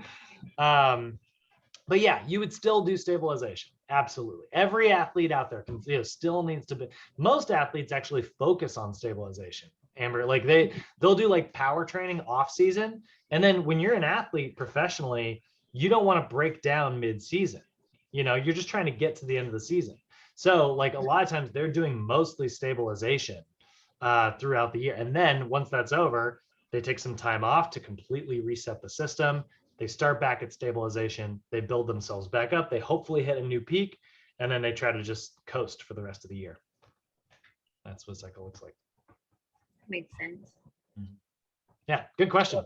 Yeah, because that's the thing. It is easy to go, oh, well, that's for beginners. I'm not a beginner. You know, you guys should revisit stabilization 2 to 3 times a year. Everybody in here. There's like this machine that just came out, and I think it's called Still Health, and it looks like you're like, so you're in it looks like a plank, but your elbows and your hands are on this on your upper your superior part of your body. I'm trying to use the right terms here. And it's like, say for example, you're going to go for a push-up, but what you're doing is that you're placing your elbows where your forearm is, and your hands are like kind of like, look like you're like, imagine putting your hand on the steering wheel, and you put your elbows at the bottom of the steering wheel and your hands are on the top of the steering wheel. So you kind of have that visualization. Let's call it Still Health. So it kind of looks like this. Like, you can see how like my hands are placed. So they're like this, but it's really cool because it looks like you're they say you can do a video game it's like a video game that's sitting right in front of you, and you're working on your core, and it helps like give you a smaller stomach. And so I'm like, okay, should I work on balance too? Because yeah, of course I want a smaller stomach and I want to get rid of this excess fat or not. But do I go to like balance first? Because some people just say, oh yeah, like the commercial was like, all you have to do is 3 minutes a day. Yeah, like, but okay, but what about the workout around it? Yeah, we know that's not gonna be true. So there, it's a really good. It sounds like it's a really good stabilization exercise. Right. But I don't know that I would. I mean, like obviously that's not going to be, very integrating with other stuff, and that does Right. sound like it's probably hard to regulate, making it more challenging, other than just increasing your duration. But that doesn't mean that I'm saying it's a bad exercise. I think it's great. Like even just like remember when the Wii came out and there was like the Wii health thing, people Right. could do like their at-home workouts. I think that stuff's great. I do too. I love it. But it's only where you start things. Like the way they were doing it, the machine itself, it like, goes like this up and down. And I was like, wow, that looks pretty awesome. You know what I mean? Mhm. And if you have Amazon Prime, it's $60, but it's $100 if you don't. And I was like, okay, but they're not giving me other instructions around it. Like, thank God I'm in school for physical training. Yeah, I mean, honestly, I imagine that's pretty decent, But again, like Right. it's only focused on core strength, and as awesome as I think core strength is, I think total body strength is better, Right. So I do like it. Yeah, it sounds like it's probably a good thing. As long as it's not, I'm not Still 100% helps. picturing it, but as long as it's not doing something that I think is mechanically stupid, like the ab wheel. You guys know how how I feel about the ab wheel. Oh my God, that thing is hard. If you Not look the up ab, still sorry, not health, the it's ab like, wheel. Sorry, oh, not the ab. I actually love ab wheels. I think these are one of the best exercise. Like this is an at-home piece of like that I think everyone should buy. I think these things are amazing. Actually, they've done Yeah, EMG I think that analysis the on idea core is dope. activation. It's that thing is super. so hard. Oh my God, I just die. I Um, feel like I lose my breath when I do an ab wheel. the Ab Circle Pro. That's what I'm thinking of. This thing, we have this at the gym, and I want to burn it every time I see it. Now, this is bad for you because like this is a stupid motion to train and get better at. So I do not love that exercise. So as long as that thing you're describing isn't like mechanically stupid, I probably fully approve of it. What Well, do I know? it has a ball in the middle of it. So it's kind of like stabilization. It's like stabilization, of course, because the ball and the balance and whatnot. But if you look it up, it's like STEL and then health, Stel health. And it's a pretty cool machine. And I was like, it's really cool because it has like this distraction. Stel health. I don't know. I can't find it. Is that what I it was is? trying to look for it the whole time we were talking. Oh, Still, pickles. yeah, I don't see it. We'll find it. We'll find it later. But Yeah. When I find it, I'll show it to you. yeah. I mean, I'll spell it out for you. But I thought, okay, yeah. But that was my question anyway. Anyway. Yeah, I'd probably put it in stabilization. That's the other thing, guys. Actually, what you're describing, you guys do want to be able to like spot stuff off Instagram or see another trainer do something in the gym. Not every exercise is listed in your book, so you're going to need to know where to place them in the OPT model. If you had a Stel health thing, well, it'd probably land in core stabilization, I imagine. Or if you saw something that's not in your textbook, you need to know what phase to put it in. Speaking of that, actually, we got to talk about Olympic lifting. So Olympic lifting is way simpler than it seems, at least in terms of what exists. So Olympic lifting, guys, is an actual specific sport. Like when I say Olympic lifting, it's almost like I'm saying soccer or football or volleyball. Like I'm describing a sport.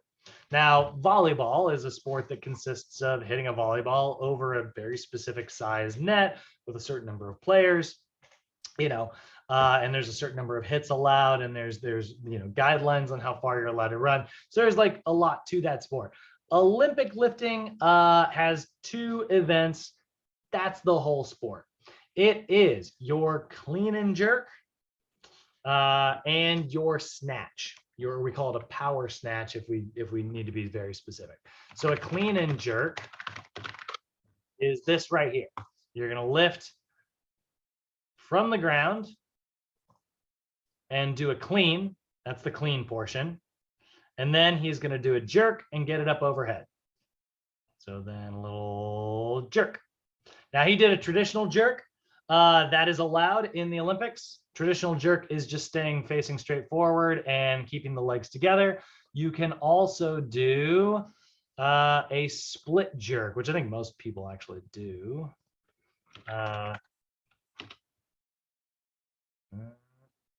There we go. There's a split jerk.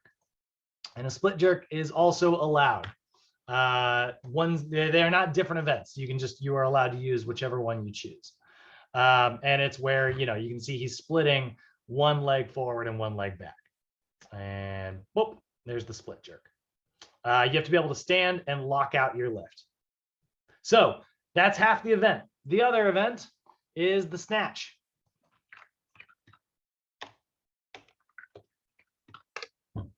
And that is literally pulling from the floor straight up overhead. And then you have to be able to stand and lock it out. So again, that is the entire sport of Olympic weightlifting. It's not for everybody, but these are two of the most explosive. In fact, these are the two most explosive movements in the gym. So they are very, very good for athletes, which is why the only place we even talk about this in the entire PFT program is today. So Olympic weightlifting is a very specific sport that's very popular among athletes because it moves you through what's called the universal athletic position. So this does still fall within the realm of the principle of specificity, but the stuff that it's specifically good for is increased power output. So it does absolutely, you may not be like, you're like, well, wait a minute, like I don't see volleyball doing any like lifting like this. Why would a volleyball player need to do like Olympic lifting? And it's like, well, because pretty much every sport out there moves through what we call the universal athletic position. The universal athletic position, by the way, is literally a squat. Every movement out there involves a little bit of hip flexion. Okay, I'll find it. Yeah.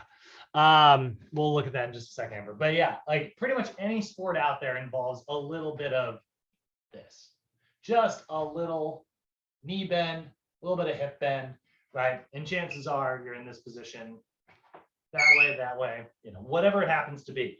So because that's very athletic and universal to pretty much any sport, Olympic lifting works really well for most athletes because you look at this, right? He's going to start. He's going to, okay. So he's going to start with hip flexion or hip extension. And then he goes in the extension, right?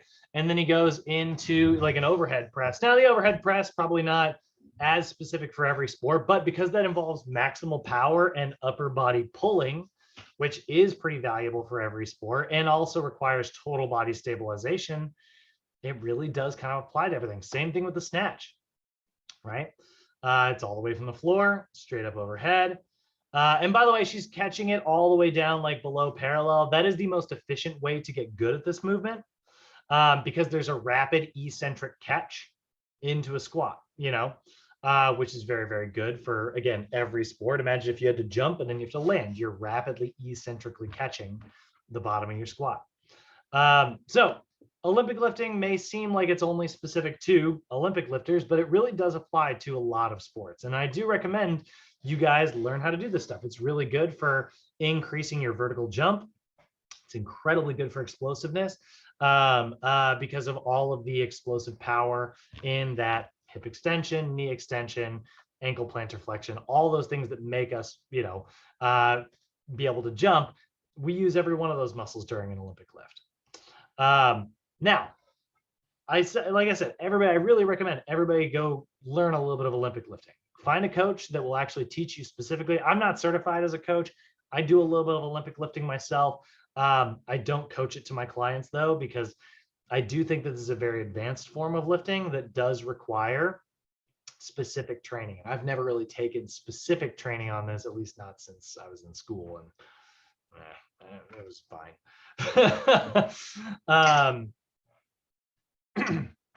So I recommend, like, if you guys want to get into this, find yourself like a specific coach, and then just learn it, like get practice. Start with a broomstick and learn proper form, start adding a little bit of weight. You don't have to take it as seriously and dedicate your entire life to it, but I promise that like this explosive power is going to translate to any other sport that you're playing out there. Now, that being said, couple safety precautions. You should never do this without proper flexibility and mobility. For particularly ankle mobility is hugely important. Let's take a look from the side.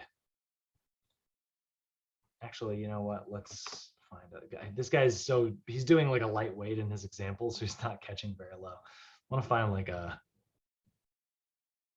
Okay, so here's a hang snatch. This is a variation, but see how low she has to get. Look at how like sharp the angle is. Her knee is traveling, directly over her toe, exactly the way it's supposed to, but it is coming very far. That requires proper ankle mobility. Ankle mobility is probably one of the most underrated and most important parts of Olympic lifting. Without that proper ankle mobility, you're not going to be able to get into your low catching position. And then shoulder mobility is obviously huge as well. If your shoulders are very tight, you're going to end up arching your back as your lats don't want to stretch out. So we need to have proper flexibility. Also, you should show proper total body stabilization in order to be able to do these movements effectively. If you are not stabilizing properly, you are probably asking for an injury, So stabilization is going to be huge. This is where when you are doing stuff like this, it's always important to abdominally brace and also to retract your scapula. If you put your scapula in that locked position down below, it's going to make you much more stable as you raise the arms overhead. If you brace, that's going to keep your spine in alignment by creating that intra-abdominal pressure. Obviously, we need to maintain correct posture. Don't do these movements, just to finish them. Look at this guy here. He's at the Olympics. So, he's probably going to sacrifice the body a little bit in order to win. Not how I'd recommend training or working out. But I mean, even then, his form doesn't really break down. He's got a little bit of a shift, like his knees buckled ever so slightly there in the middle. And I think he shifts to his left slightly. Yeah, it kind of sits into his left side a little bit. Yeah, I mean, if you're going to win the Olympics, okay, maybe I would sacrifice to get one of those gold medals, but you shouldn't train that way. You need to have proper flexibility, proper posture, and proper neuromuscular control. You need to learn how to do this movement properly, which is why you'll probably learn it in chunks. You'll start with learning how to do a proper deadlift, then you'll learn how to do a proper hinge, a clean, into a clean position, starting with a hang clean, which is much gentler. So a hang clean is just starting just below the thighs and learning how to pull to here, and learning how to get the arms up and transfer that over. There also is, you also need to have proper neuromuscular control. This is sometimes called a firing sequence. You need to have the proper firing sequence. You want to start proximal and then eventually work your way distal, meaning you start at the core and work your way out, right? So you should always, again, begin with that abdominal bracing, scapular retraction, start there, then you can work on creating tension in the elbows and the wrist and everything else that you need to. Without that, you're asking for trouble. You're probably gonna end up with synergistic dominance. You're probably end up with the wrong muscle trying to help. Like me, for instance, my hamstrings love to do my deadlifting for me. So I always have to make sure that this is very silly, but I literally think back to the first person who ever taught me how to do a deadlift. And they also taught me how to do a kettlebell swing. And so when you're doing a kettlebell swing, you have this big snap in the hips, right? And the guy who taught me how would say this to the class. He would go, all right, now what I want you to think about is I want you to imagine there's a garden gnome. And we were all like, you know, and then all of a sudden we're all paying attention because we're like, what is he, what? He's like, that garden gnome's got a bag of walnuts and he's going to put them right between your cheeks and you want to crack that walnut every rep. And I was like, this is the most wildly inappropriate teacher I've ever had in my life. But literally, it was all about making that big like squeeze with the hips. And it was a great visual that I have never forgotten my whole life. But my deadlifts, I actually have to start like down here, and I always give myself an extra glute squeeze before I get into actually lifting. Otherwise, I will use my hamstrings instead. My body loves to use my hamstrings instead of my glutes. It's a bad habit. So proper firing sequence is very important there. Make sure you are working your way, like, and honestly, I should start core, then glutes, scapula, you know, proximal to distal, center, work your way out. So the snatch is literally pulling a bar all the way from the floor to overhead. That is your classic. We call that the, you know, if it's just called the snatch, that's what it is. It's all the way from the floor, straight up overhead. Now, sometimes you'll hear people call this the power snatch. They give it a special name because the power version is the most explosive power from the floor. Wow, that girl is killing it. Really wish there was the rest of that because that is perfect. One of the ways you can tell it's perfect, by the way, is because that bar literally travels straight up. It doesn't bow out towards the front at all. She's really killing it there. So it's called a power snatch because it comes all the way from the floor. Now, there is also a hang snatch, which we see this variation of here. Hang snatch is either hanging from, she's doing from the hips. So she's just hanging it from here and then doing the overhead part. Or she could do it just below the knees or halfway down the thigh. That is the variations there. So the classic snatch is the power snatch. And then a hang snatch is just, you know, from like a hanging, just like from a hanging position here. Same thing is true of like a clean and jerk. So a clean. Oh, and that's the power snatch there. The clean and jerk starts with cleaning from the floor to shoulders. So that's the clean, and then that's the jerk. So the overhead press after that. So the clean is basically a deadlift so explosive that it ends up landing at your shoulders. So that's the clean portion of the lift. Yeah, no sweat, Daryl. We're a little over schedule today. We'll check in with you. So there is the classic like power clean, which is just powering all the way from the floor. Then there's the clean and jerk, which is the jerk portions going up overhead. Now there is a classic jerk, which I'm not so good at, but I'll try to show you. It's where you do like the dip and you go straight up like this. You might notice that I've got a little bit of an extra curve in my back.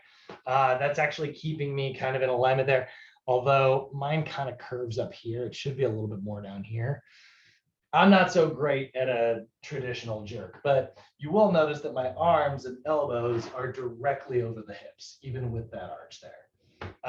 And you'll have like a much wider grip with that. Which is why you often need to have that kind of arching. It sort of shortens the distance you have to be flexible in. The other version is the split jerk. This is what most people tend to do. And that's where you're going to jerk here. And then again, you'll notice my arms are straight up, evenly distributed over between my two legs. So those are the variations there, right? So a power clean, you can do a hang clean. Hang clean is starting at the thighs, and you want to catch in either a quarter or a half squat, you know, and then land. You can descend and then get yourself back up. So you're basically doing a front squat to bring yourself back into that good form. Like I said, you can do a block pull, you can do a hang clean. There's lots of variations out there. Now, the back squat is also a really great exercise. It's not part of Olympic lifting, but the classic like barbell squat, it's great. It's not an Olympic lift, but it is terrific for every Olympic lift you've got. So I do also recommend everybody learn a little bit about like barbell squatting, deadlifting, right? Yeah, bar on the back, toes ever so slightly pointed out, depending on like what your like range of motion is. Squat that butt down. Hopefully you can break parallel, but it's not always necessary. Maybe it doesn't start there and you can work into that over time. Everybody's squat stance is a little bit different. Everybody's foot angle is a little bit different. Make sure that you have a spotter. Now on like a barbell squat spot, you know, the coach is really just going to be straight behind the athlete. Coaching, you know, spotting here. Their job is to pull that bar off of their back and let it fall. So you'll notice he's got the safety bars set up here. He's in the middle of the squat rack. This, if he ever gets stuck on that bar, what he is going to do, the safest thing that he can do, and this is going to be a little weird, but I look forward to this every 6 months. The safest thing that he can do is this. Straightforward, because the bar will catch him. So by going straight down to the floor like that, that barbell is not going to land on top of him, and the coach can help with that and pull that bar backwards. That is a spotter's job. Not necessarily, if you can help them get onto the rack, sure, go for it. But most people are squatting with weights that are so heavy, there's no way you're going to be able to grab that and like lift with your arms, you know? So a spotter's job on a barbell squat is literally just to make sure that the bar doesn't land on them, pull it straight back. Let's see if I can find.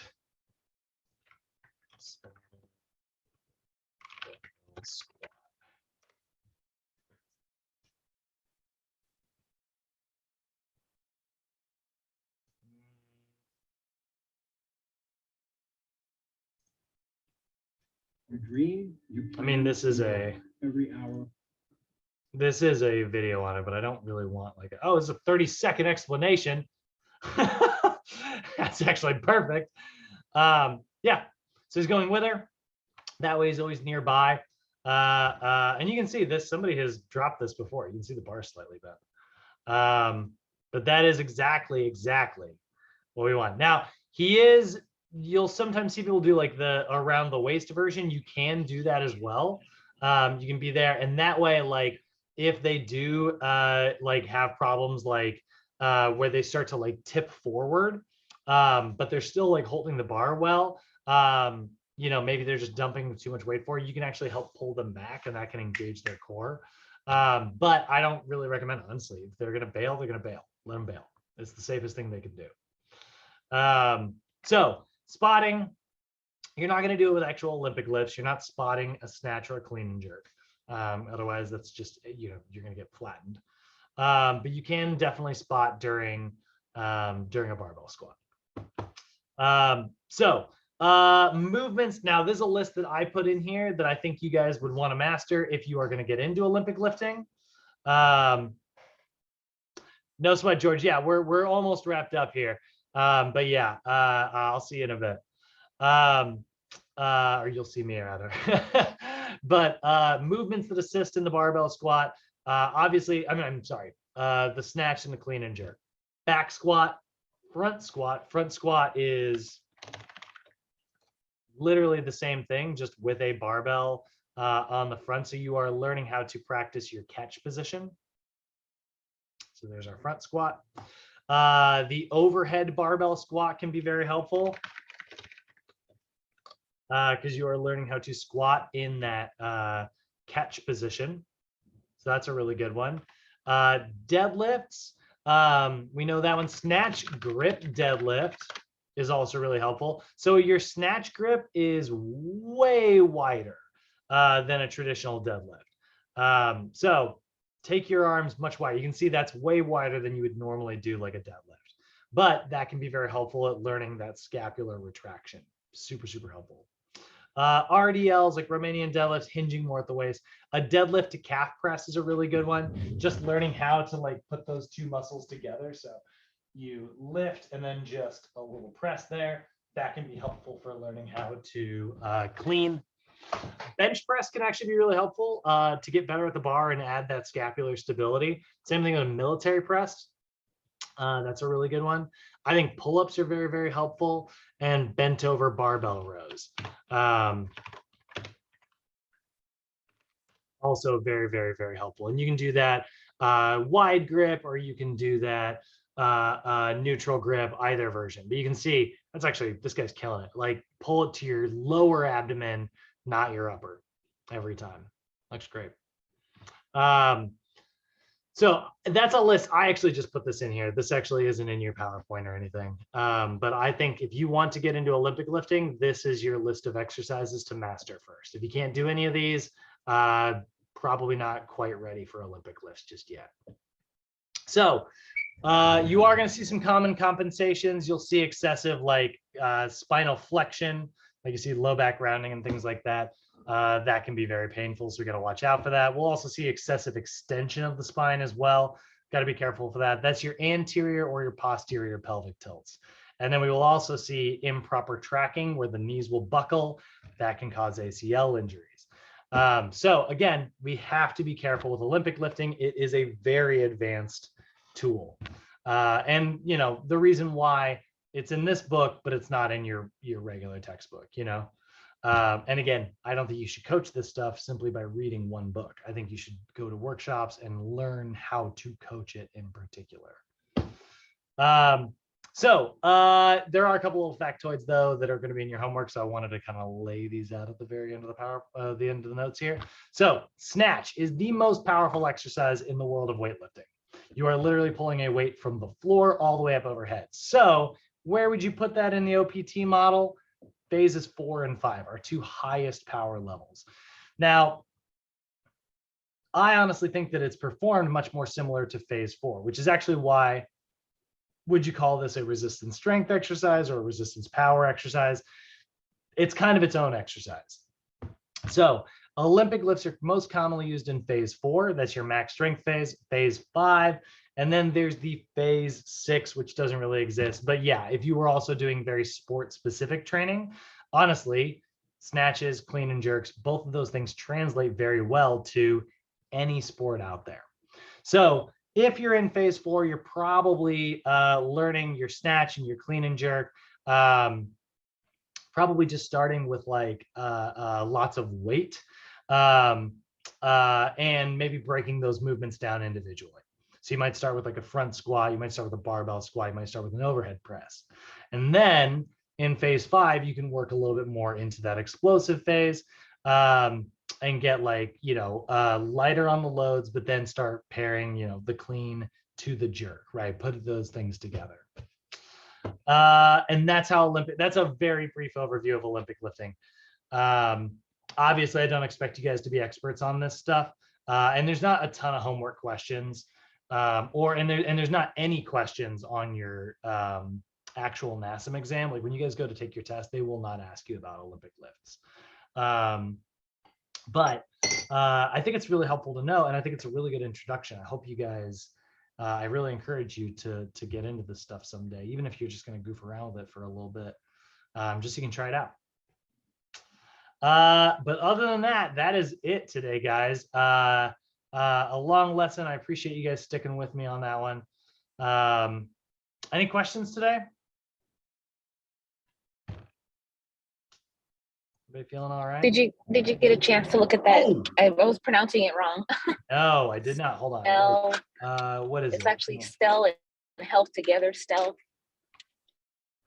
Got it. Stealth Health. Yeah. Oh, there it is. I was putting words. Yeah. Yeah, it actually came right up. Yeah. Awesome.